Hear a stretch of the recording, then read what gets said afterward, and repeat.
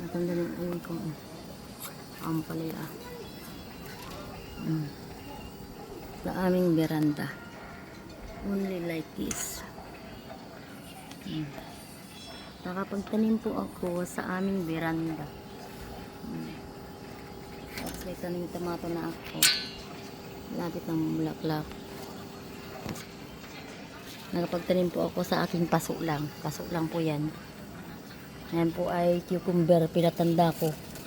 Para ako ay may binhi. Hindi ako bili sa online.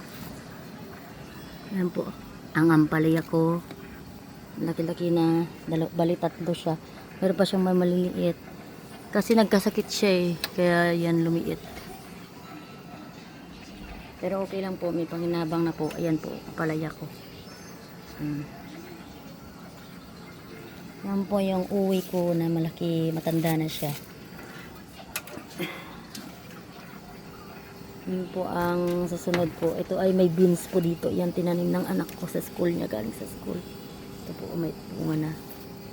Yung tomato yung namumulaklak na. Kinukuha ko po yung ampalaya ko kasi saan napupunta.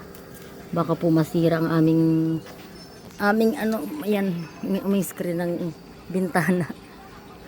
Bintana lang po yan. Nakapagtanim po ako.